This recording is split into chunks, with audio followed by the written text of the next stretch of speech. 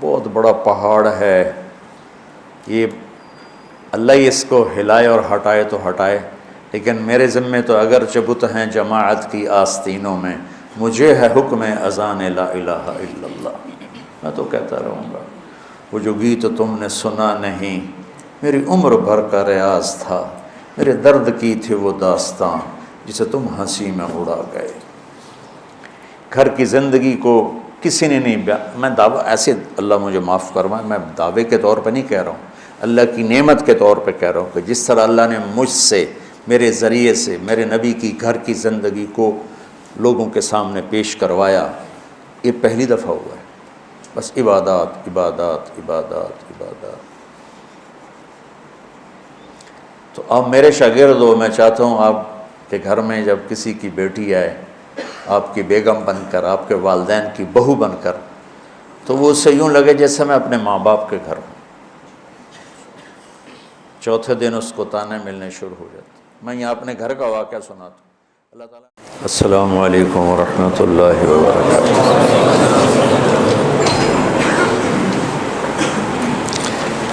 بسم اللہ الرحمن الرحیم۔ الصلاۃ والسلام علی رسولہ الکریم وعلی آلہ وصحبہ اجمعین، اما بعد۔ لموقف ساعۃ فی العلم خیر من قیام لیلۃ القدر عند الحجر الاسود۔ چند گھڑیاں علم کی جو مجلس ہوتی ہے، وہ شب قدر بیت اللہ کے سامنے، حجر اسود کے سامنے کھڑے ہو کر کوئی ساری رات عبادت کرے تو چند گھڑیاں علم کی مجلس اس سے زیادہ اللہ کو پسند، محبوب اور قیمتی ہے۔ لیلۃ القدر خیر من الف شہر ہے، اور حرم میں ایک نیکی 1,000 کے برابر ہو جاتی، تو وہ ایک رات 1,00,000 راتوں کے برابر ہوگی۔ تو ضرب تقسیم تم خود ہی کر لینا۔ آج کچھ باتیں بڑی اہم ہیں، سارا قرآن ہی اہم ہے، کوئی ایک لفظ کیا ایک زیر زبر بھی غیر اہم ہے، لیکن آج کی باتیں گھر کی زندگی سے متعلق اور کچھ جناب رسول اللہ صلی اللہ تعالیٰ علیہ وسلم کی ذات گرامی اور ان کے عظمت سے متعلق ہیں۔ جب اسلام ابتدا میں تھا تو حرم شریف میں تو مکہ ہی تھا، وہیں نماز فرض بھی کوئی نہیں تھی۔ 10 سال کے بعد نماز فرض ہوئی۔ جب آپ ہجرت کر کے مدینہ تشریف لے گئے تو 18 ماہ بیت المقدس کی طرف نماز پڑھتے رہے، اور ان میں اتنا فرق ہے، ادھر بیت المقدس اور ادھر بیت اللہ۔ مدینہ میں بیت اللہ جنوب کی طرف، تو شمال میں بیت المقدس اور ادھر مکہ۔ آپ کی بڑی تمنا تھی کہ جو قبلہ ابراہیمی ہے وہ میرا کعبہ بن جائے، وہ میرا قبلہ بن جائے، یہ آپ کی تمنا تھی۔ تو 18 مہینے آپ اس طرف منہ کر کے پڑھتے رہے۔ تو بنو سلیم کی ایک معزز خاتون تھیں، برا بن معرور رضی اللہ تعالیٰ عنہ کی والدہ، برا بن معرور، وہ بیمار ہو گئیں۔ تو ان کا حال پوچھنے کے لیے آپ تشریف لے گئے ان کے محلے میں، وہ تھوڑا فاصلے پہ تھا، پیدل گئے۔ تو انہوں نے کہا یا رسول اللہ، کھانا کھلائے بغیر ہم آپ کو واپس نہیں بھیجیں گے۔ تو ہم نے کہا ٹھیک۔ تو انہوں نے بکرا ذبح کیا، پکایا، تیار کیا، کھلایا۔ اتنے میں عصر کی نماز کا وقت ہو گیا۔ تو مسجد قبلتین کا نام سنا نا آپ؟ قبلتین۔ تو آپ حسب دستور شمال کی طرف منہ کر کے کھڑے ہوئے 2 رکعت پڑھائیں۔ جب آپ 2 رکعت کے تشہد میں تھے تو یہ آیت نازل ہوئی، قد نرى تقلب وجهك في السماء فلنولينك قبلة ترضاها فول وجهك شطر المسجد الحرام وحيثما كنتم فولوا وجوهكم شطره ان الذين اوتوا الكتاب ليعلمون انه الحق من ربهم وما الله بغافل عما يعملون. تشہد میں تھے. اچھا ایک تو اس آیت میں جو میرے نبی کی جو شان ہے، ہم دیکھ رہے ہیں اب بار بار آسمان کی طرف نظریں اٹھاتے ہیں کہ کب میرے اللہ کا حکم آئے گا اور میں قبلے کی طرف ابراہیم کے بنائے ہوئے کعبہ کی طرف منہ کروں گا. تو قد نرا تقلب وجہک فی السماء. تو اب اس کے بعد اگر اللہ فرماتے فول وجہک شطر المسجد الحرام، تو میرے محبوب اب آپ اپنا چہرہ بیت اللہ کی طرف پھیر دیں تو کوئی کمی ہے مضمون میں؟ سری ماری جان دیں. یوں تو نہیں کیا جاتا. میں نے پوچھا ہے زبان سے بتاؤ تم یوں کر رہے ہو. یہ تو بھینس کرتی ہے یا گائے کرتی ہے یا بیل کرتا ہے. اس میں ایک آیت کا اضافہ میرے نبی کی شان بتاتا. قد نرى تقلب وجهك في السماء، ہم دیکھ رہے ہیں آپ بار بار آسمانوں کو دیکھتے ہیں کہ کب آئے گی وہی. فول وجهك شطر المسجد الحرام، ہم آپ کے اکرام میں کہہ رہے ہیں کہ آپ اپنا چہرہ ادھر پھیریے. اس کے بیچ ایک آیت آئی ہے فَلَنُوَلِّيَنَّكَ قِبْلَةً تَرْضَاهَا. میرے محبوب ہم ضرور آپ کا رخ ادھر پھیریں گے جس پر آپ خوش ہو جائیں گے، راضی ہو جائیں گے. کمال. اللہ ساری دنیا سے کہتا ہے مجھے راضی کرو، اور خود کہتا ہے میرے محبوب میں نے آپ کو راضی کرنا ہے. کیا کمال، کیا کمال، کیا بلند ہستی ہیں. اسی سے ہی میں پوری امت باغی ہوئی بیٹھی، ساری امت بغاوت. تو اس میں میرے نبی کی شان بڑی بلند ہو کے آئی ہے کہ اللہ آسمانوں سے فرما رہے ہیں کہ ہم میرے محبوب آپ کو خوش کر دیں گے، ہم آپ کو راضی کر دیں گے، آپ کو وہ قبلہ دیں گے جس سے آپ خوش ہو جائیں گے. اور وَلَسَوْفَ يُعْطِيكَ رَبُّكَ فَتَرْضَىٰ، یہ وہاں بھی یہی شان میرے نبی کی ہے کہ اللہ تعالیٰ فرما رہے ہیں میرے محبوب میں آپ کو اتنا دینے والا ہوں کہ آپ راضی ہو جائیں گے. تو بھائیو، جب میرا اللہ اپنے محبوب کی اس طرح عزت احترام کرتا، جبکہ وہ خالق اور وہ مخلوق، یہ عبد وہ معبود، وہ مالک یہ مملوک، اور اللہ آپ سے ایسا پیار عزت اکرام کا معاملہ فرما رہا ہے. ہم تو آپ کی امت ہیں. سیرت کی زندگی پڑھو اور ہر چیز میں اپنے نبی کی نقل اتارنے کی کوشش کرو. ہم صرف داڑھی رکھن اور پگڑی باندھنے کو کہتے ہیں ہم نے سنت پہ عمل کر لیا. یہ تو دو چھوٹی چھوٹی سنتیں ہیں. پگڑی باندھ لی، داڑھی رکھ لی، اسی سے وہ کہتا بس میری تو زندگی پوری ہو گئی. نہیں، میرے نبی نے رات کیسے گزاری، دن کیسے گزارا، بیوی سے کیسے چلے، بچوں کے ساتھ کیسے چلے، دوستوں کے ساتھ کیسے چلے، دشمن کے ساتھ کیسے چلے، کاروبار زندگی میں کیسے چلے، اس میں آپ کی قدم بقدم غلامی کرنا، یہ بھی میرے رب کو بڑی پسند ہے، بہت خوبصورت ہے. تو ایک آپ سے میں نے یہ بات عرض کرنی تھی کہ ہم مدرسوں میں پڑھ کر بھی اللہ کے نبی کی سیرت سے غافل ہوتے، چونکہ پڑھائی نہیں جاتی، سارا زور فقہ ہی ہے، فقہ ہی ہے، فقہ ہی ہے. اور وہ پہلے وہ فارسی سے پہلے بہشتی زیور شروع ہوتا ہے، پھر وہ ہوتی تھی ایک مالا بدھا مینو فارسی کی کتاب، ہم نے تو آپ کو دکھائی بھی نہیں، پڑھانا تو دور کی بات ہے. پھر وہ شروع ہو جاتی ہے، اور پھر اس کے بعد ہم نے پڑھی منیت المسلی، پھر نور الازا، پھر قدوری، پھر کنز، پھر شرح وقایا، پھر ہدایہ. عقل ہی خشک ہو گئی. فقہ پڑھ کے تو علم میرے رب کا قرآن ہے اور علم میرے نبی کا فرمان ہے. ان دو ہستیوں کی بات کو لینے میں کوئی حیل و حجت نہیں ہے. اس کے بعد سب کا سارے کے سارے صحابہ سے لے کر آخر تک کسی کا قول لیا جائے گا، کسی کا چھوڑا جائے گا. رفع یدین کی روایت کرنے والے کتنے صحابہ ہیں؟ شیخ یہ حدیث متواتر، رفع یدین حدیث متواتر 70 صحابہ نے رفع یدین کی حدیث نقل کی. ہم لیتے ہیں؟ نہیں لیتے. ہم عبداللہ بن مسعود رضی اللہ تعالیٰ عنہ کی روایت لیتے ہیں یا چند اور صحابہ ہیں. تو صحابہ میں بھی بات کسی کی لی جائے گی، کسی کی چھوڑی جائے گی. اور مسح علی الجوربین کتنے صحابہ سے مروی ہے، ہم نے کوئی لی ہے؟ ہم موضع پر مسح کرتے ہیں. یہ میں آپ کو مثال دے رہا ہوں.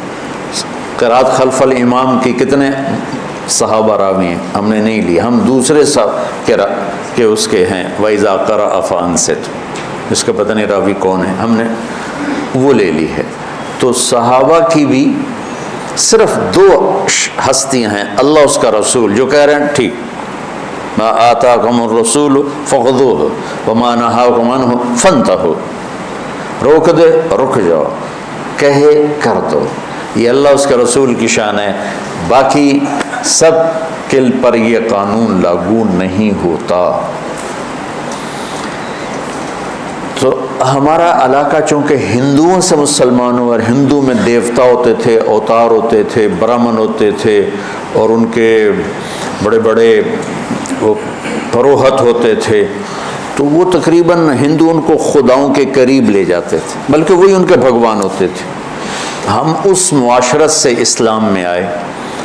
ہم نے یہاں اپنے بزرگوں کو، اولیاء کو اس طرح مان لیا جیسے نبی ہوتے ہیں، کہ جیسے نبیوں سے کوئی خطا نہیں ہوتی، ان سے بھی کوئی خطا نہیں ہوتی. جیسے نبی کی بات پتھر کی لکیر ہے، ان کی بات بھی پتھر کی لکیر ہے. پتھر کی لکیر صرف میرے نبی کی بات ہے، اور پتھر کی لکیر صرف میرے اللہ کی بات ہے. ان دونوں کی عظمت اپنے دلوں میں اتارو. تو اللہ کو پڑھنا ہے تو قرآن پڑھو کہ میرا اللہ قرآن میں اپنے آپ کو کیسے بتاتا ہے. نبی کو پڑھنا ہے تو سیرت پڑھو تاکہ آپ کے سامنے میرے نبی کی خوبصورت زندگی آئے اور آپ کو پتہ چلے زندگی گزارنی کیسے ہے. نیت کرتے ہو نا؟ یہ ایک بات تھی میرے بس میں، اسی سے متعلق پھر یہ بات آ گئی وَإِذَا سَأَلَكَ عِبَادِي عَنِّي فَإِنِّي قَرِيبٌ أُجِيبُ دَعْوَةَ الدَّاعِ إِذَا دَعَانِ فَلْيَسْتَجِيبُوا لِي وَلْيُؤْمِنُوا بِي لَعَلَّهُمْ يَرْشُدُونَ. کہ اللہ تعالیٰ کہہ رہا ہے میرے بندے کن سے مانگ رہے ہو؟ جو یا مر گئے ہیں یا اگر زندہ بھی ہیں تو تمہاری طرح وہ محتاج ہیں، تو مجھ سے مانگو نا. میرے خزانوں کی کوئی حد نہیں، انتہا نہیں ہے. وہ ہمارے ماحول میں دیہاتوں میں وہ پیر سائیں رب ساڈی سندا نہیں، تواڈی موڑدا نہیں، کوئی میرا مینوں پتر لے دیو. بیچارے سیدھے سادے. میرا ایک رشتہ دار تھا مرحوم، تو میں اس سے ملنے گیا تو میں نے وہاں میاں صاحب، ہمارا جو خاندانی ٹائٹل ہے وہ میاں صاحب، یہاں مولانا کہتے ہیں. کہنے لگا میاں صاحب بندہ تو بڑا چنگا ہے پر تو وابی ہو گیا.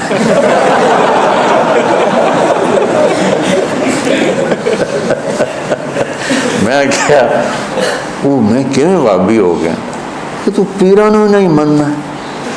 میں کہتے ہیں میرا تو اپنا پیر ہے قادری سلسلے دا، میں تو وہ ہاتھ تے بیعت ہوئے ہوئے ہیں. اسی پیرانو مننے آئے پر اے نہیں ہے بھائی پیر پتر دے وے، پتر اللہ دیندا ہے. گلا یہ تا گل ہوئی. ہر پیر دا رب کوٹا بنایا، وہ اپنے کوٹے چو لے کے دے دیندا ہے.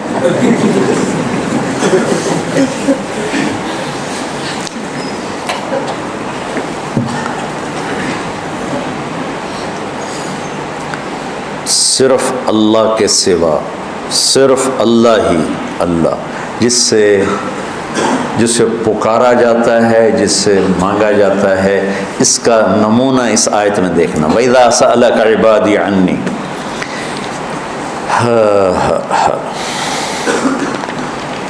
جب میرے بندے میرے بارے میں آپ سے پوچھیں تو میں بہت قریب ہوں۔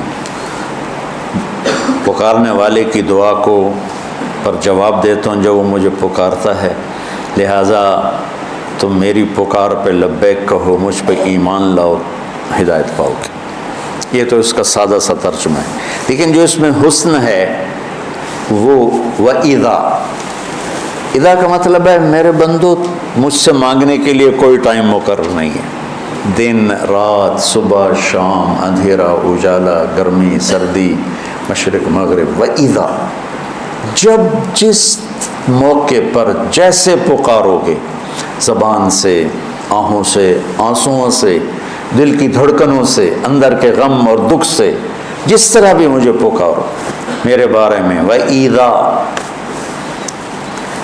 ان نہیں، اذا، جب بھی میرے محبوب سألک، آپ سے پوچھیں، عبادی پہلے، عنی بعد میں، حالانکہ اللہ کی شان کے مطابق ہونا چاہیے۔ وَإِذَا سَأَلَكَ عَنِّي عِبَادِي، جب میرے بارے میں میرے بندے آپ سے پوچھیں، اور اللہ یہاں عبادی کو پہلے اور اپنی ذات کو بعد میں، اور عبادی محبت کا لفظ، میرے بندے، سبحان اللہ، مومنین نہیں کہا، مسلمین نہیں کہا، عبادی میرے بندے، وہ سبھی اللہ کو یا عبادی الذین اسرفوا علی انفسہم،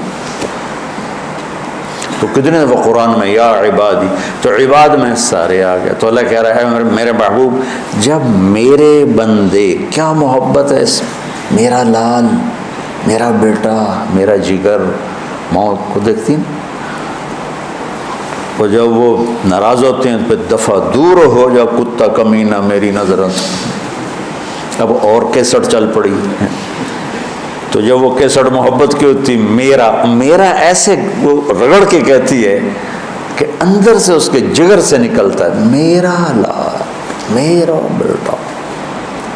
اور یہاں اللہ کہہ رہا ہے میرے بندے، او ہو میرے بندے، کیا پیار ہے، صرف عبادی کا مزہ لیتے رہو۔ میں تو تمہاری طرح بلاغت نہیں پڑھا ہوں،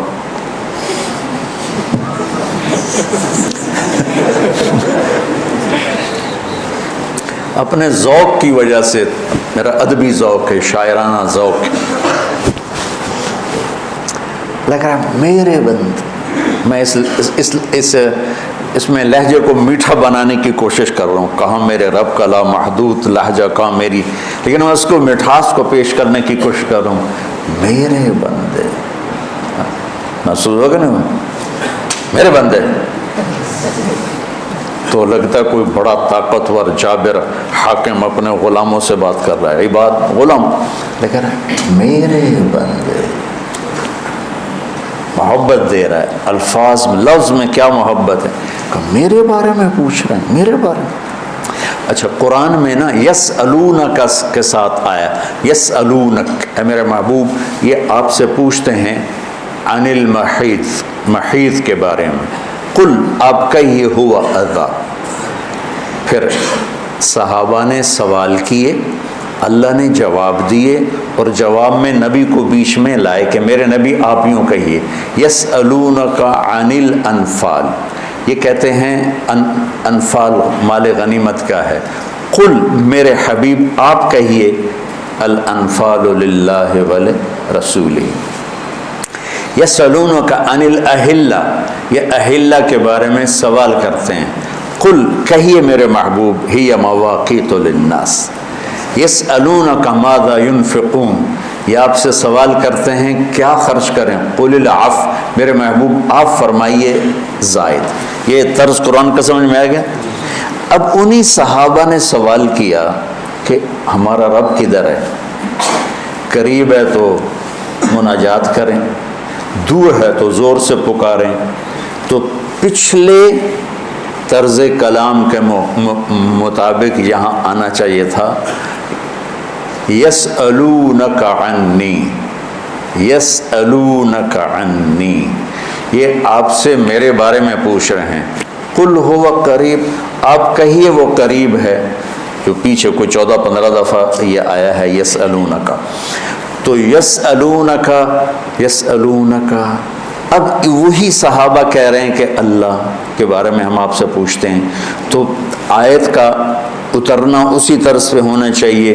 یسألونک عن اللہ قل هو قریب، یسألونک عنی قل هو قریب. میری بات سمجھ میں آ رہی ہے کہ یہ میرے محبوب آپ سے پوچھ رہے ہیں میرے بارے میں، تو آپ کہیے وہ قریب ہے. لیکن یہاں سارا جملہ تبدیل کر دیا، سارے جملے کی کیمسٹری تبدیل کر دی. وَإِذَا وہاں اذا نہیں، یسألون کا مطلب ہے کہ اس وقت یہ جواب ہے، آئندہ اس میں تبدیلی آ سکتی. اور اذا سأل کا مطلب ہے کہ اب جو جواب آئے گا ہمیشہ کے لیے آئے گا، اس میں کوئی تبدیلی نہیں ہو سکتی. وَإِذَا اور یسألون. اب یہ میرے بندے میرے بارے میں پوچھیں تو آگے اللہ نے کہنا تھا کہیے میں قریب ہوں. اللہ کہتا ہے فإنی قریب، میں قریب ہوں.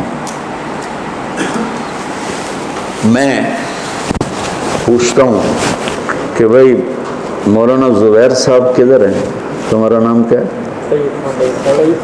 میں کہتا ہوں سعید، مولانا سعید صاحب، مولانا زبیر صاحب کدھر ہیں؟ تو آپ کہیں گے جی وہ بیٹھے ہیں. ٹھیک ہے. میں پوچھتا ہوں کہ مولوی سعید صاحب مولانا زبیر صاحب کدھر ہیں؟ آپ کے بولنے سے پہلے وہ خود بول پڑتے ہیں کہ جی میں یہاں ہوں. تو کوئی فرق ہے ان دونوں چیزوں میں؟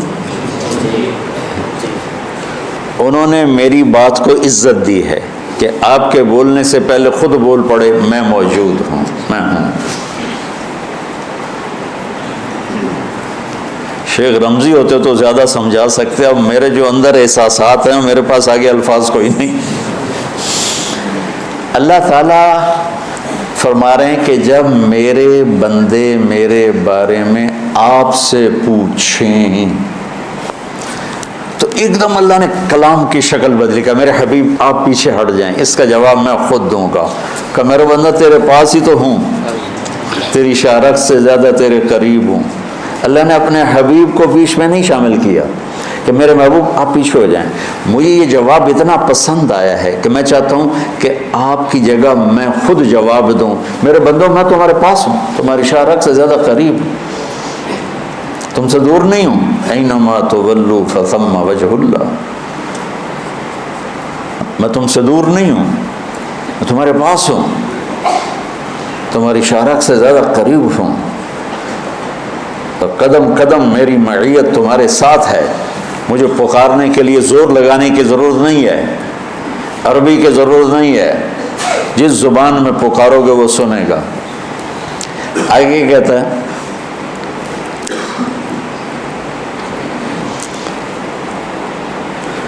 اجیب دعوت الداع اذا دعان. میں تیرے پاس، تیرے قریب. ایک ہے دعا، ایک ہے دعوت. دعوت ہوتا ہے ایک دفعہ بلانا، اور دعا ہوتا ہے بار بار بلانا، مانگنا، پکارنا. اور میرا رب کہہ رہا ہے زندگی میں کسی نے مجھے ایک دفعہ بھی پکارا تو میں لبیک کہتا. دعوت، دعوت، دعا نہیں، دعوت. دعا ہم تو ہر وقت 5 وقت نماز پڑھتے ہیں، اللہ کو پکارتے ہیں، تہجد پڑھتے ہیں، نفل پڑھتے ہیں، اشراق پڑھتے ہیں، قرآن پڑھتے ہیں، ذکر کرتے ہیں، ہم اللہ کو پکارتے ہیں. اور میرا اللہ کہہ رہا ہے زندگی میں ایک دفعہ جس نے مجھے کہا یا اللہ، تو میرا جواب 70 دفعہ آئے گا لبیک لبیک یا عبدی. اب بتاؤ اس اللہ سے پیار کرنا چاہیے کہ ڈرنا چاہیے؟ تو پیار کیجیے. تو ہمارے خطیبوں نے اللہ سے ڈرا ڈرا کے تباہی پھیرتے. جیسے میں نہیں ڈراتی جن آ گیا، جن بابا آ گیا، جن بابا آ گیا، وہ بیچارے دور دور دور دور کر کے رضائی میں گھستے ہیں. میرا نبی کہتا بشرا ولا تنفرا، یسرا ولا تعسرا. خوشخبریاں سناؤ، وعیدیں نہ سناؤ، آسانیاں کرو، تنگیاں نہ کرو۔ تو میرا اللہ کہہ رہا ہے زندگی میں ایک دفعہ بھی مجھے پکارو گے نا، ایک دفعہ، الداعی، پھر سبحان اللہ، الداعی، پکارنے والا مسلم ہو، مومن ہو، مشرک ہو، ہندو ہو، سکھ ہو، دہریہ ہو، ایتھیسٹ ہو، پتھروں کا پجاری، بتوں کا پجاری، آگ کا پجاری، سورج کا پجاری، کسی مذہب کو نہ ماننے والا، وہ بھی کہے گا نا یا اللہ تو میری آواز آئے گی لبیک لبیک یا عبد۔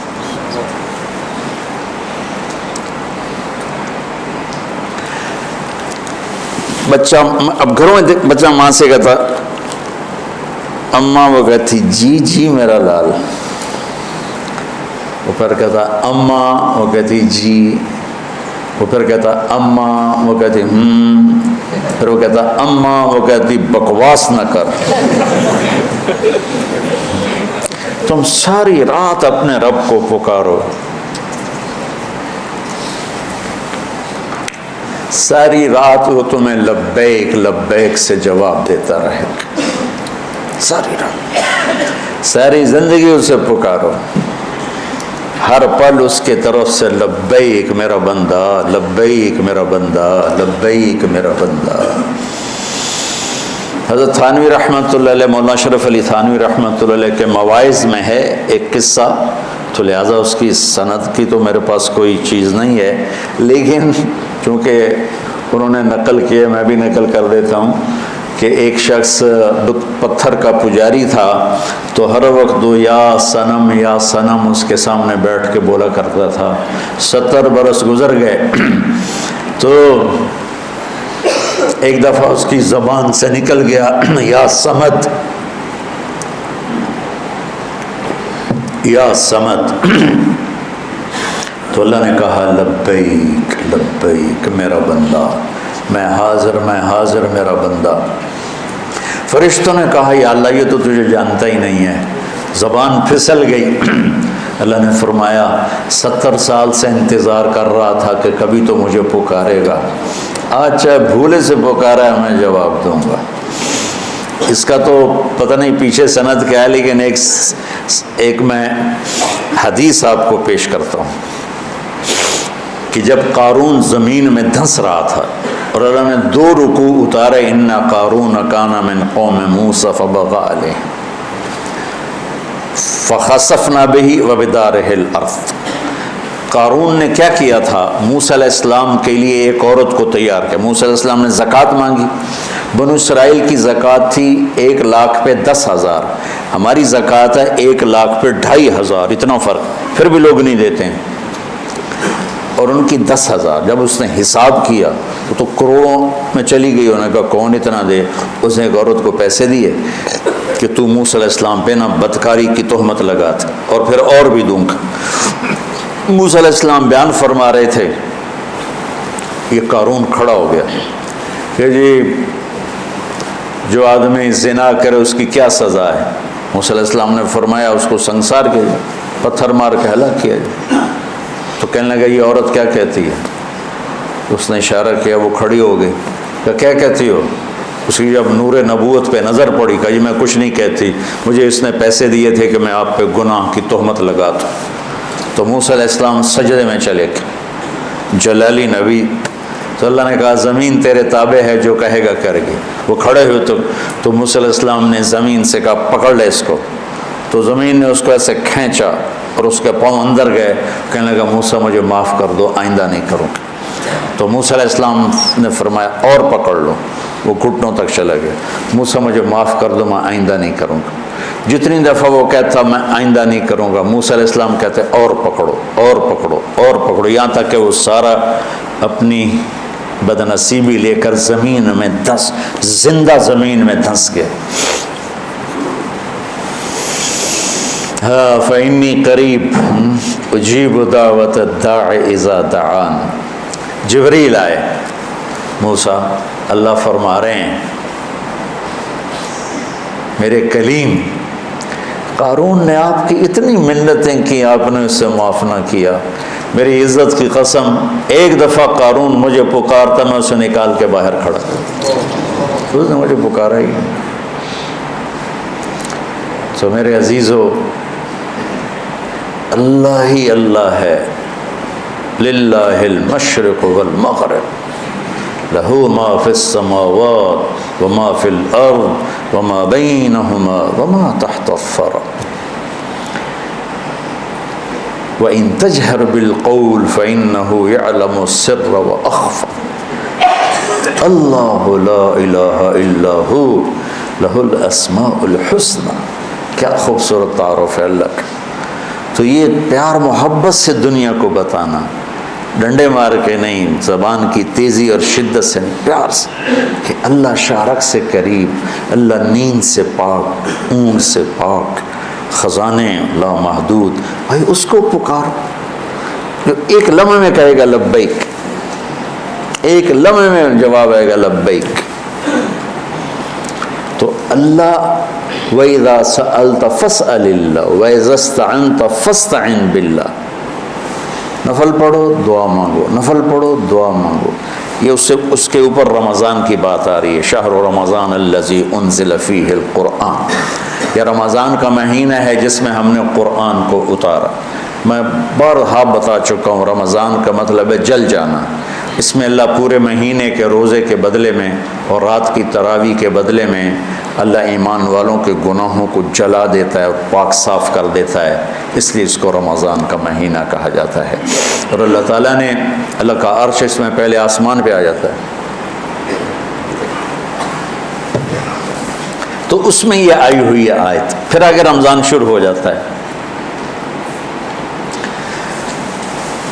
کہ سیزن ہوتے ہیں، رمضان دعاؤں کا سیزن ہے، مانگو اللہ سے، کھل کے مانگو کہ اس کے خزانوں میں کوئی کمی کوئی نہیں ہے۔ لہٰذا بھائیو، نماز کے ذریعے، روزے کے ذریعے آسمان تک دعائیں۔ 1996 میں ایک مسئلے میں پھنس گیا، تو کوئی اتنی وہ مشکل تھا کہ وہ کوئی شکل نظر نہیں آ رہی تھی اس کے حل ہونے کی، تو میں نے روزے رکھنے شروع کر دی۔ تو ہمت تھی، قوت تھی، سر درد نہیں ہوتا تھا۔ اب تو روزے کی وجہ سے جو ہی ظہر کا وقت آتا ہے تو سر درد کا حملہ ہوتا ہے، پیٹ خالی ہونے کی وجہ سے۔ تو مسلسل میں نے 20 روزے رکھے، مسلسل، یہاں تک اس میں ہمارا ایک سفر کراچی کا تھا، تو ہم جا رہے تھے تیز گام پر، اور تیز گام میں وہ ہوتے ہیں چھوٹے چھوٹے کمپارٹمنٹ، ان کو پتہ نہیں کیا کہتے تھے، اس میں 6 آدمی ہوتے۔ تو میں نے چولہا ساتھ لیا اور سحری کا سامان ساتھ لیا، اور میں نے اس سفر میں بھی روزہ نہیں چھوڑا۔ میں اکیلا اٹھا اور میں نے اپنی سحری تیار کی، اور میں نے راستے میں روزہ رکھا، اتنی میں نے پابندی کی۔ 21واں روزہ میں رکھنے نہیں پایا کہ اللہ نے میرا وہ کام کر دیا۔ مصلی بچھاؤ، روزے رکھو، مصلی بچھاؤ، اور ظاہری اسباب اختیار کرو، یہ نہیں کہ ذرا تم مصلی پہ بیٹھ جاؤ کہ اس کے نیچے سے پیسے نکل آئیں گے۔ ہمارا ایک ساتھی تھا، وہ یقین کی باتیں سن سن کے اس نے ایک پتھر اٹھا کے نا بستر میں رکھ لیا، اور روزانہ تہجد میں کہتا، بنگالی تھا، یا اللہ اس پاتھر کو سونا بنا دے، یا اللہ اس پاتھر کو سونا بنا دے۔ وہ 4 مہینے لے کے پھرتا رہا، وہ پاتھر سونا تو بنا نہیں، پھر اس کو پھینک دیا۔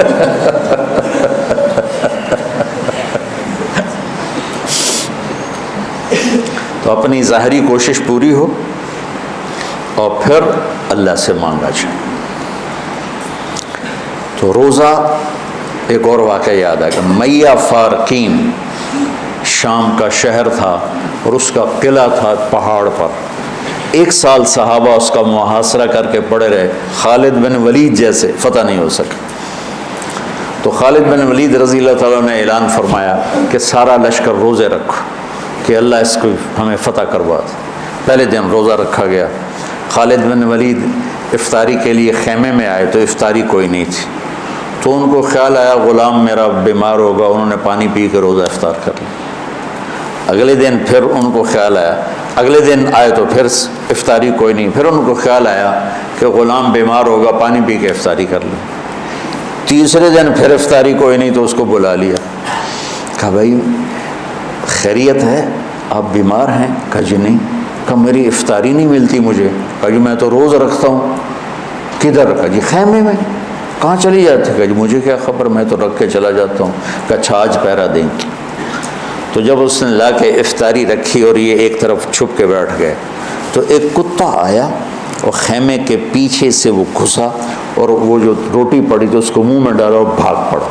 خالد بن ولید فرمانے لگے یہ کچھ اس کے پیچھے راز ہے. انہوں نے کتے کے پیچھے دوڑ لگا دی اور کتا آگے آگے, خالد بن ولید پیچھے پیچھے. تو وہ کتا ایک ندی سی تھوڑا تھوڑا پانی والی ندی میں گھسا, وہ بھی گھسے. آگے ایک چھوٹا سا سوراخ تھا, اس میں گھس گیا.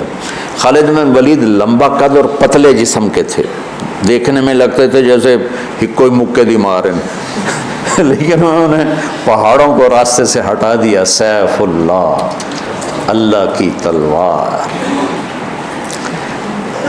زید بن, آپ نے موتا کا لشکر بھیجا تو آپ نے کہا تمہارے امیر ہیں زید بن حارثہ, یہ شہید ہو جائیں تو پھر جعفر ہیں آپ کے چچا زاد, یہ شہید ہو جائیں تو پھر عبداللہ بن رواحہ, یہ شہید ہو جائیں تو پھر جس کو چاہو امیر بنا لینا. تو خالد بن ولید رضی اللہ تعالیٰ عنہ کی پہلی جنگ تھی یہ موتا. اسلام لائے اور یہ جنگ پیش آ گئی, صلح حدیبیہ کے بعد کی بات ہے. تو یہ موتا اردن میں ہے, میں وہاں 2 دفعہ گیا ہوں. زید بن حارثہ شہید ہو گئے تو جعفر تیار کیوں کہتے ہیں ان کو, کہ ان کو جھنڈا پکڑا تو انہوں نے ہاتھ کاٹ دیا, تو انہوں نے دوسرے ہاتھ میں لے لیا, انہیں وہ ہاتھ کاٹ دیا, تو کٹے ہاتھوں سے جھنڈے کو یوں چمٹا لیا, انہیں پیچھے سے کاٹ دیا تو جھنڈا گر گیا. تو اللہ کے نبی مسجد نبوی میں بیٹھے ہوئے تھے اور فرما رہے تھے زید آگے بڑھ رہا ہے اور قتال کر رہا ہے اور وہ قتل ہوا اور وہ گیا جنت میں. پھر آپ نے فرمایا اب جھنڈا جعفر نے اٹھایا ہے اور وہ آگے بڑھا ہے, اس کے دونوں ہاتھ کٹے اور وہ گرا اور وہ گیا جنت میں. اور اس کے دونوں ہاتھوں کے بدلے میں اللہ نے جعفر کو 2 پر دے دیے ہیں جس سے وہ جنت میں اڑتا پھرتا ہے. اس لیے ان کو کہتے ہیں جعفر تیار. یہ اللہ کے نبی کی خوشخبری تھی کہ جعفر کو اللہ نے 2 پر دیے ہیں جس سے وہ جنت میں اڑتا پھرتا ہے. پھر آپ نے کہا اب جھنڈا اٹھایا عبداللہ بن رواحہ نے, وہ آگے بڑھا, قتال کیا, قتل ہوا اور تھوڑے لمحے کے بعد فرمایا وہ گیا جنت میں. جھنڈا گر گیا, اب کوئی اٹھانے کی ہمت نہیں رکھتا.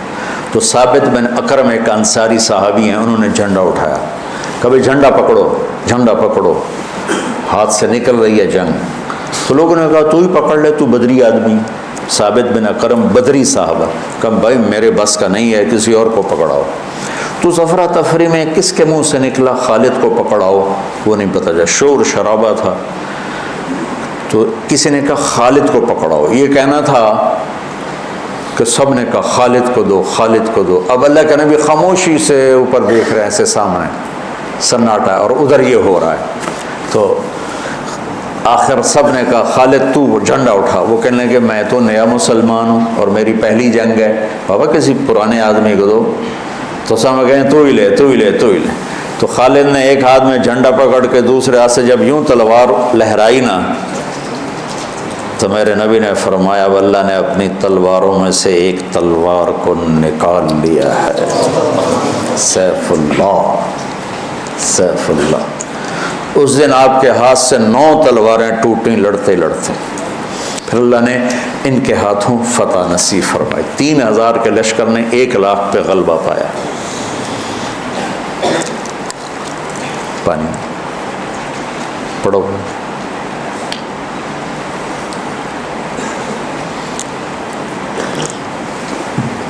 تو وہ اس سوراخ میں گھس گئے تھے, پتلے, تو چلتے رہے سے رینگتے وہ سوراخ قلعے کے اندر جا کے کھلا. اللہ نے روزے کی برکت سے ایک کتے کے ذریعے سے راستہ دکھا دیا. تو حضرت خالد بن ولید نے کہا بھائی 100 آدمی تیار ہو جاؤ پتلے پتلے، آج رات فتح ہے انشاءاللہ۔ تو ان کو لے کے گھسے، صرف 88 اندر جا سکے، 12 ذرا تھوڑے سے ہیوی تھے وہ نہیں گھس سکے، تو 88 آدمیوں کو لے کر وہ اس سوراخ میں سے رینگتے ہوئے قلعے میں داخل ہوئے اور جا کے حملہ کیا، اور اللہ نے دروازہ کھول دیا، اللہ نے فتح نصیب فرمائی۔ تو روزہ اور نماز دنیا اور آخرت کے کام بنانے کا وسیلہ اور ذریعہ ہے، اگر ہم اس کو یقین کے ساتھ کریں۔ جب مشکل پیش آئے اپنا ظاہری سبب بھی اختیار کرو اور نماز بھی پڑھو۔ 1984 میں ہمیں 3 سال نقصان ہوا، 81 82 83، بارش سریز کپاس ریزہ ریز۔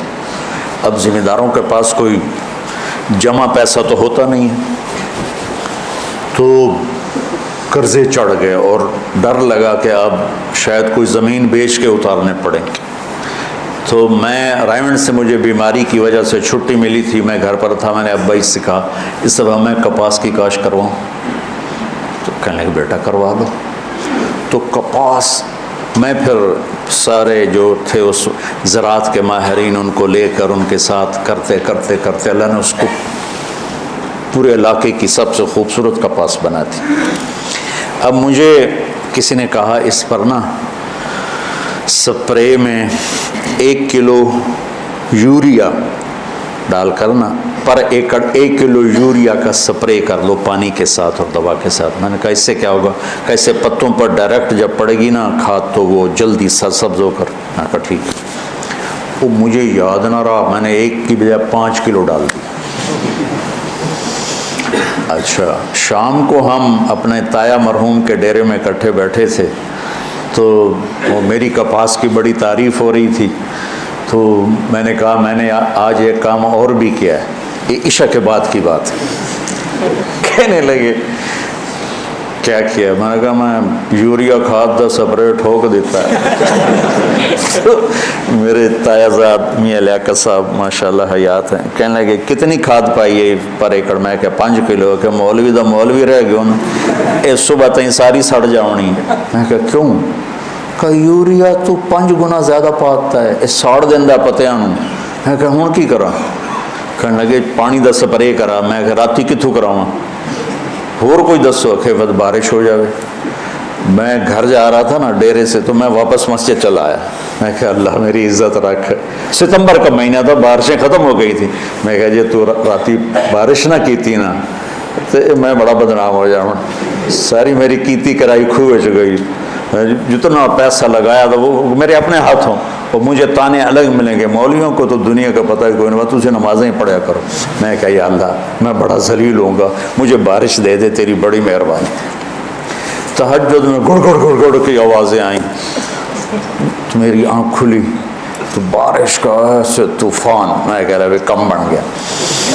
تو فجر کی نماز بڑی مشکل سے میں پہنچا مسجد میں، میں نکلا تو آگے میرا کزن آ رہا تھا، کہنے لگا ساڈا کی قصور ہے؟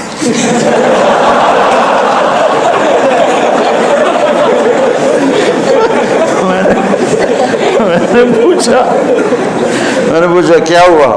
کہ تو نے تو غلط سپرے کرایا، تو تیری دعا پہ اللہ نے بارش کر کے دھو دیا، ہمارے تو ٹھیک سپرے تھے وہ سارے ضائع ہو گئے۔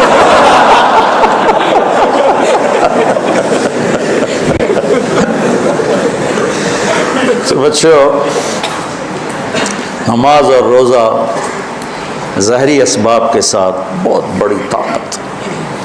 نماز سے دل لگاؤ، روزے سے دل لگاؤ۔ میں بہت روزے رکھتا تھا جب مجھے سر درد نہیں ہوتا تھا، چونکہ مجھے بھوک پیاس مجھے گراتی نہیں تھی نا، مجھے احساس ہوتا تھا۔ اب جوان ہو، آگے ایک اور بڑا خوبصورت مضمون آ رہا ہے روزے کے ساتھ ہی، احل لکم لیلۃ الصیام الرفث الی نسائکم ہن لباس لکم وانتم لباس لہن۔ لگتا ہے بڑے ہی بھوکے بیٹھے ہو۔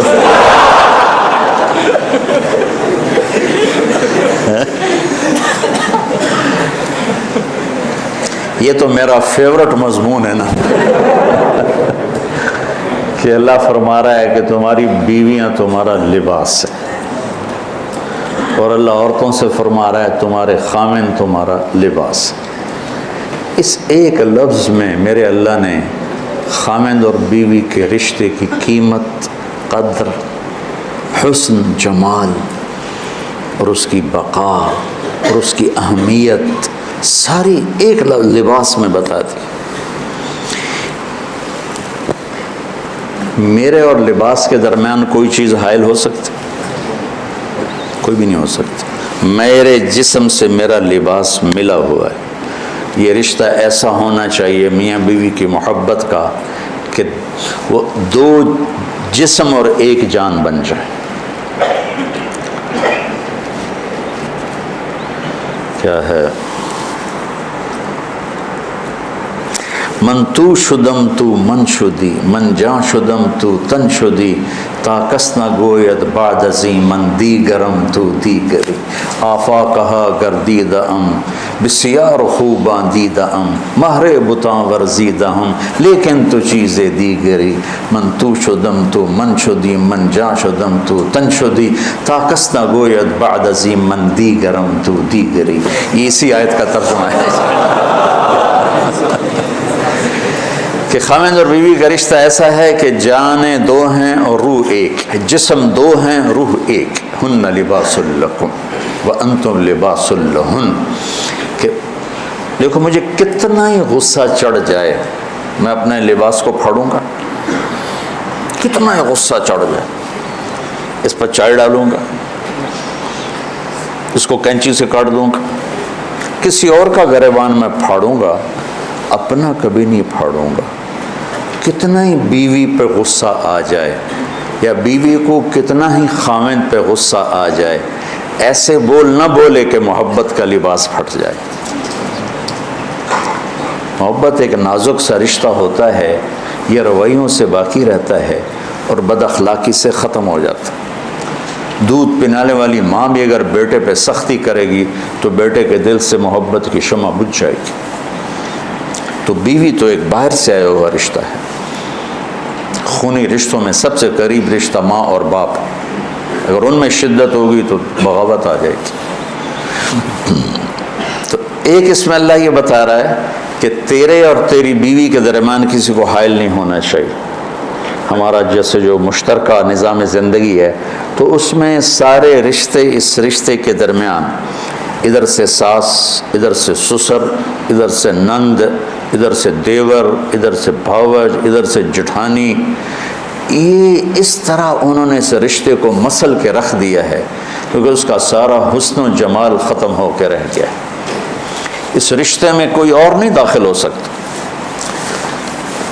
حضرت عائشہ، حضرت حفصہ، حضرت ام سلمہ، حضرت سودا، یہ ایک جماعت تھی اور باقی 5 دوسری جماعت تھی، جو جب آپس میں ٹسل وغیرہ سوکن والی تھی تو یہ 4 ایک ذہن ہوتی تھی، 5 ایک ذہن ہوتی تھی۔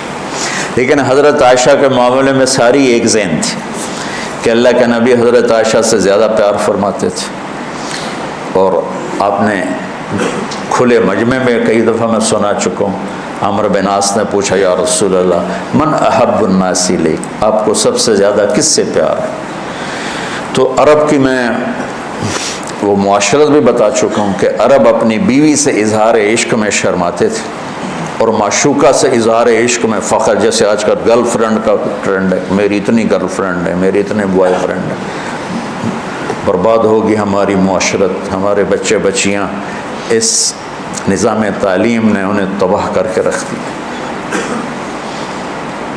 اور انسانیت آنسو بہاتی، جو سود اخلاقی پستی ہے۔ اسلام ایک خوبصورت مذہب ہے، دین ہے، جو صرف نکاح کا رشتہ قائم کرتا ہے لڑکے لڑکی کے درمیان، باقی ہر رشتہ حرام ہے۔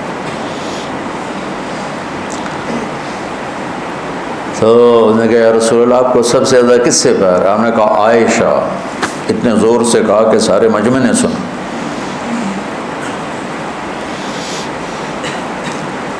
وہ گھبرا گیا کہ یا رسول اللہ یہ نہیں، مردوں میں کون کس سے زیادہ پیار ہے؟ تو آپ نے ابو بکر کی بجائے کہا عائشہ کے عباس۔ تو ازواج مطہرات نے حضرت بی بی فاطمہ رضی اللہ عنہ علیہ السلام کو بھیجا کہ آپ جا کے بات کریں۔ تو وہ تشریف لائیں تو حضرت عائشہ کے گھر کی باری تھی کہ یا رسول اللہ، آپ کی بیگمات ابو بکر کی بیٹی کے بارے میں شکایت کرتی ہیں۔ تو آپ نے یہ نہیں پوچھا کیا شکایت کرتی ہیں؟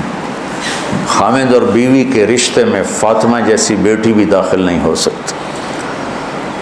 آپ نے کہا بیٹی، آپ کو یہ پسند نہیں ہے کہ جس سے آپ کا باپ محبت کرے آپ بھی اس سے محبت کریں؟ تو جنت کی سردار خاتون چپ کر کے واپس آ گئے۔ فرمایا آپ جانو، آپ کا کام جانے، میں اپنے ابا سے دوبارہ بات نہیں کروں گی۔ یہ وہ رشتہ ہے۔ اب تم نوجوان ہو، تمہاری شادیاں ہوں گی، تو ساس بہو بڑا خوبصورت رشتہ ہے۔ کیونکہ میں نے میری 2 بیٹیاں تھیں، میں نے ان کی شادی کر دی، اب میں بیٹیوں سے خالی ہو گیا، تو میں نے اپنے 2 بیٹوں کو شادی کی، 2 بہویں لے کر آیا۔ تو ہم دونوں نے طے کیا کہ ہماری بیٹیاں ہمارے گھر آ گئیں، اب ہم ان سے بیٹی والا سلوک کریں گے۔ جب انہوں نے دیکھا کہ ہم ان کے ساتھ بیٹی جیسا سلوک کرتے ہیں، انہوں نے ہمیں ماں باپ بنا لیا۔ تو وہ ہماری خدمت ہماری بیٹیوں سے بھی زیادہ کر رہے ہیں، محبت۔ بہوؤں سے تو نسل چلتی ہے، میری جو نسل چلے گی، میرے بیٹے کی جو نسل چلے گی، وہ میری بہو سے چلے گی۔ تو اسی کو میں زخمی کر دوں تو پھل کیا لگے؟ درخت کو ایک زخم لگ جائے وہ پھل کٹا جاتا، مرجھا جاتا۔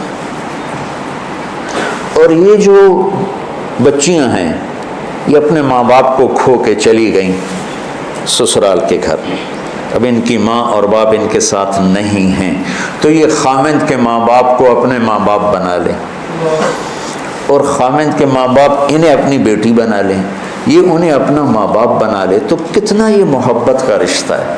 لیکن یہ ٹسل ٹکراؤ کا رشتہ بن کے رہ گیا ہے۔ چونکہ ہم نے اپنے نبی کی زندگی نہیں پڑھی، تو پھر ہم سے اپنی بیویوں پر زیادتی ہوتی ہے، ماں کی وجہ سے، باپ کی وجہ سے، بھائیوں کی وجہ سے، بہنوں کی وجہ سے۔ ایک بات بہن کان میں ڈال لیتی ہے، یہ بہن سے رشتہ مضبوط ہے، بیوی سے بھی مضبوط نہیں ہے، تو اسی پہ چل کے اس کی بےزتی ہو رہی ہوتی ہے، اس کو ذلیل کیا جا رہا ہوتا ہے۔ ماں کچھ کہہ دیتی ہے، اور بعض نادان والدین ایسے ہیں جو بیٹی کی شادی کرنے کے بعد بھی اس پہ کنٹرول رکھتے ہیں، پیچھے سے اس کو ہدایات دیتے ہیں، تو انہیں ساس سے یہ کرنا ہے، سسر سے یہ کرنا ہے، خامن سے یہ کرنا ہے۔ یہ بیوقوف والدین بھی اپنی بچیوں کا گھر برباد کر دیتے ہیں، اور وہ معصوم بچی والدین سے تعلق ابھی زیادہ ہوتا ہے، خامن سے کم ہوتا ہے، تو وہ ماں باپ، میری امی کہہ رہی میں کیا کروں، میرے ابو کہہ رہے میں کیا کروں۔ ایسے امی ابو سے ہاتھ جوڑ کے کہتا ہوں، جب بیٹی کو رخصت کر دیا ہے تو اسے اس گھر میں بسنے دو، اس کو پیچھے سے جو لوگ اپنی تار ہلاتے رہتے ہیں وہ ان کے گھر اجڑ جاتے ہیں۔ تو اب عورت میرا لباس ہے، میں عورت کے لباس۔ اب عورت کی باری آ گئی کہ اب بیوی اور خامند کے درمیان بیوی کہے گی میں آپ کی بیٹی ضرور ہوں لیکن میرا خامند پہلے ہے، اب میرے باپ ضرور ہیں لیکن میرا خامند پہلے ہے، اب میری ماں ضرور ہیں لیکن میرا خامند پہلے ہے۔ اور بیٹا کہے گا ماں جی آپ میری ماں ہیں لیکن میری بیوی میری ہے، ابا جان میں آپ کا بیٹا ہوں، آپ مجھے حکم دیں، میں آپ کی خدمت کروں گا، میں آپ کے لیے چائے بناتا ہوں، میں آپ کے کھانے کا، میری بیوی کی ذمہ نہیں ہے۔ تو اجتماعی زندگی نے برباد کر کے رکھ دیا ہے۔ کہیں اس کا ماشاءاللہ اچھے نمونے بھی ہیں، یہ بہت خوبصورت نظام زندگی ہے، لیکن غلط ہونے کی وجہ سے نا، وہ پچھلی دفعہ میں نے اس پہ بات کی تو خواخے بڑا مشہور ہوا تھا، خواخے خوفناک لفظ۔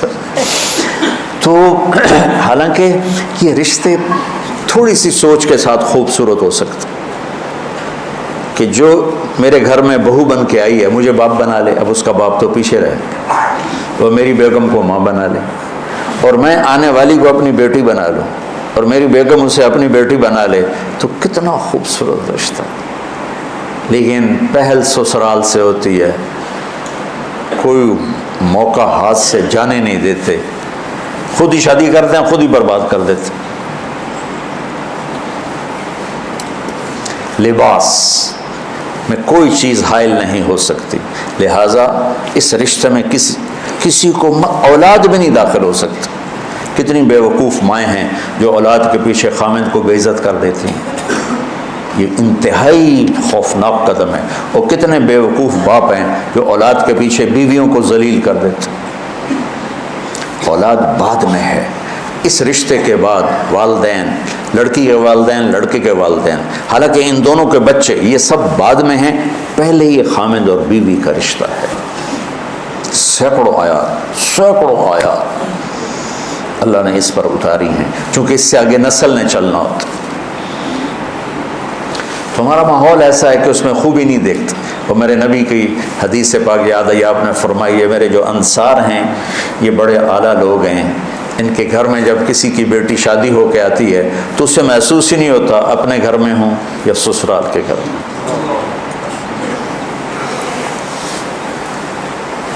تو میرے عزیزو، یہ بہت لمبی رات ہے، بہت بڑا پہاڑ ہے، یہ اللہ ہی اس کو ہلائے اور ہٹائے تو ہٹائے، لیکن میرے ذمے تو اگرچہ بت ہیں جماعت کی آستینوں میں، مجھے ہے حکم اذان لا الہ الا اللہ، میں تو کہتا رہوں گا۔ وہ جو گیت تم نے سنا نہیں، میری عمر بھر کا ریاض تھا، میرے درد کی تھی وہ داستان جسے تم ہنسی میں اڑا گئے۔ گھر کی زندگی کو کسی نے نہیں میں دعویٰ ایسے، اللہ مجھے معاف فرمائے، میں دعوے کے طور پہ نہیں کہہ رہا ہوں، اللہ کی نعمت کے طور پہ کہہ رہا ہوں کہ جس طرح اللہ نے مجھ سے، میرے ذریعے سے، میرے نبی کی گھر کی زندگی کو لوگوں کے سامنے پیش کروایا، یہ پہلی دفعہ ہوا ہے۔ بس عبادات عبادات عبادات عبادات۔ تو آپ میرے شاگرد ہو، میں چاہتا ہوں آپ کے گھر میں جب کسی کی بیٹی آئے آپ کی بیگم بن کر، آپ کے والدین کی بہو بن کر، تو وہ اسے یوں لگے جیسے میں اپنے ماں باپ کے گھر ہوں۔ چوتھے دن اس کو تانے ملنے شروع ہو جاتے۔ میں یہاں اپنے گھر کا واقعہ سناتا ہوں۔ اللہ تعالیٰ نے مجھے خوشحال کرانا، ہم نے آنکھیں کھولی تو نوکروں کی گودیں، نوکرانیاں، نوکروں کی ایک لائن، قطار۔ اللہ نے میری شادی کرائی، گھر کا کلچر۔ اور میری والدہ شوق سے کبھی کوئی سالن بنائے تو بنائے، ورنہ نوکرانیاں، نوکر۔ اس لیے میری ماں کو نہ زیادہ اچھی روٹی پکانی آتی تھی نہ سالن پکانا آتی، ہمیں گزارا ہی کر دیا ہے کہ کرنا ہی نہیں پڑا۔ اب میری شادی ہو گئی، میری بیگم فیصل آباد سے شہری لڑکی، ہم دیہات کے جانگلی لوگ، کوئی عیدیاں ہمیں نا کہ یہ کیا کہتے ہو، اس کا کیا مطلب، او پراؤ وہ بیچاری سارا دن گم سم بیٹھی رہے اور روئے، مجھے تو سمجھ میں نہیں آتا اب لوگ کیا باتیں کرتے۔ یہ اس کی کیفیت۔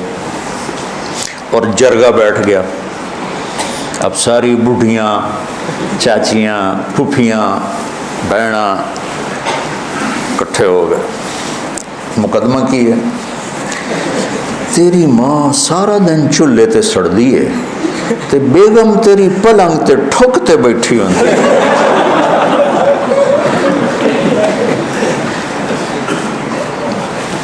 میں نے کہا میں اسے گھر جمع، میری ماں کداں چولہے تے سڑی ہے، میں تو کدی نہیں ویکھیا، آج میری بیگم آئی ہے دونوں، میری ماں چولہے تے نظر آ گئی ہے۔ یہ کلچر ہے، یہ ماں سب کچھ ہوتے ہوئے بھی وہ چونچ لگا رہی ہیں اور وہ نشر لگا رہی ہیں۔ اس معاشرت کو بدلنا ہے آج۔ اور پھر لباس کا دوسرا کیا مطلب ہے؟ لباس مجھے خوبصورت بناتا ہے۔ خاوند بیوی کا رشتہ ایک دوسرے کو خوبصورت بنا دیتا ہے۔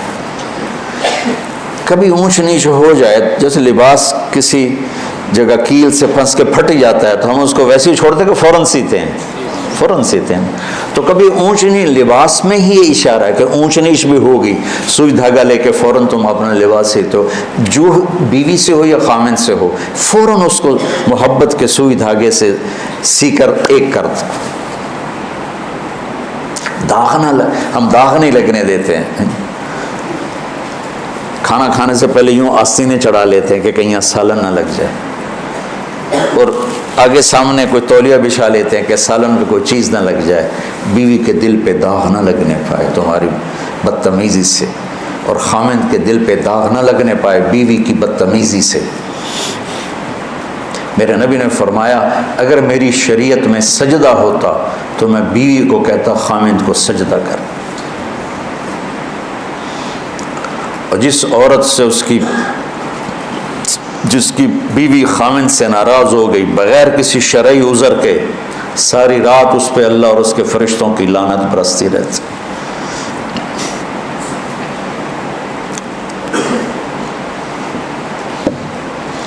پھر لباس کا ایک اور مطلب، جب چھوٹے تھے تو ماں باپ آپ کے لیے کپڑے خرید کے لاتے تھے، اب آپ بڑے ہو گئے ہیں تو آپ اپنی پسند کا لباس خود لیتے، خود خرید. مجھے سفید لباس پسند ہے تو لہذا میں یہی پہنتا ہوں سارا سال، ساری سردیاں، ساری گرمیاں. پہلے جو ماں نے پہنا دیا وہ پہن لیا. تو جب کالج میں گئے تو اپنی پسند کے پہنے، جو بھی پہنے. میں 3 پیس سوٹ سلوا کے آیا، شفیق ٹیلرز، مجھے نام بھی یاد آ گیا. 80 روپے میں نے سلائی دی، 80 روپے. تو سارے ہاسٹل میں ہل ہو گئی، وہی 80 روپے دی سوٹ سوا کے لیا، 80 روپے. اب 80 روپے کی تو وہ نالا نہیں ڈالتے.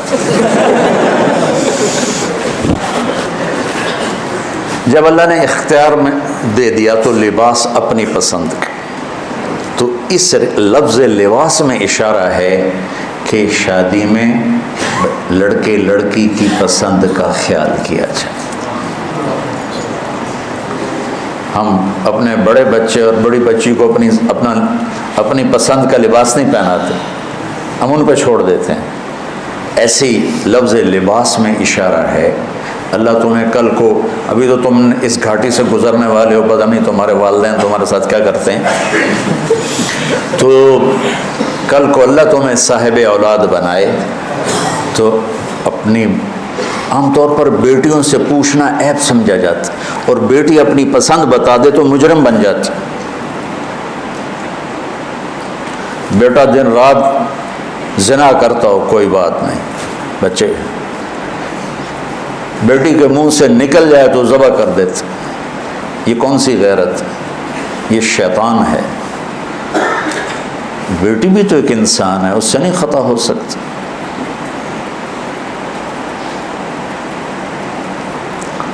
پوری دنیا میں عورت مظلوم ہے، پوری دنیا میں. میں اس لیے ان کی بات زیادہ کرتا ہوں. میں کسی کی بیٹی کو گھر لے کر آیا، اس نے میرے لیے ماں چھوڑی، باپ چھوڑا، بھائی اس نے چھوڑے، بہنیں چھوڑی، گھر چھوڑا، عادات چھوڑی، اور میں ایک بول پر اس نے ہاں جی فرمائیے مجھے اب کیا کرنا ہے. تو میں اس کو عزت نہ دوں؟ ہے کوئی انسانیت؟ مارتے ہیں، بری طرح مارتے ہیں. دیہاتوں میں بیویوں کو مار ان کی ٹانگیں توڑ دیتے، چاہے وہ سندھی ہوں، چاہے پنجابی ہوں، چاہے پٹھان ہوں، چاہے بلوچ ہوں. گندی معاشرت.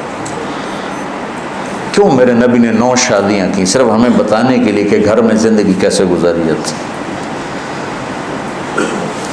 چونکہ صرف اس کیمرے کے ذریعے بہت سے لوگ سن رہے ہیں، بہت سے گھروں میں سن رہے ہیں، تو اس لیے میں یہ بات آپ کے لیول کے نہیں، والدین کے لیول کی بات کر رہا ہوں کہ والدین کو چاہیے کہ وہ پہلے اپنے بچے سے، بچی سے پوچھیں یہاں کر دیں، آپ کو منظور ہے؟ کہے ٹھیک ہے تو ٹھیک.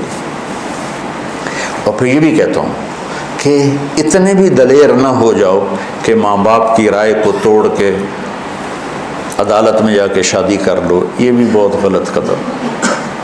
شرعن قانوناً ہو جائے گا لیکن زندگی کانٹوں کی سیج بن جائے گی، ماں باپ کی دعائیں ساتھ نہیں ہوں. اور ماں باپ سے کہتا ہوں کہ یہ ظلم مت کرو کہ اپنی مرضی مسلط کرو، یہ نہ کرو.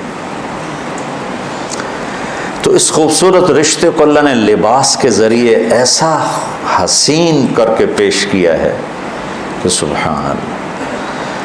اللہ تعالی ہمیں نبی والے اخلاق نصیب فرمائے۔ سارا قرآن تو شیخ رمضی صاحب بھی بتا سکتے ہیں، مجھے تو جو آیت سوکھی لگتی ہے آپ کو بتا دیتا ہوں۔ تو اور جو معاشرت سے جو ضروریات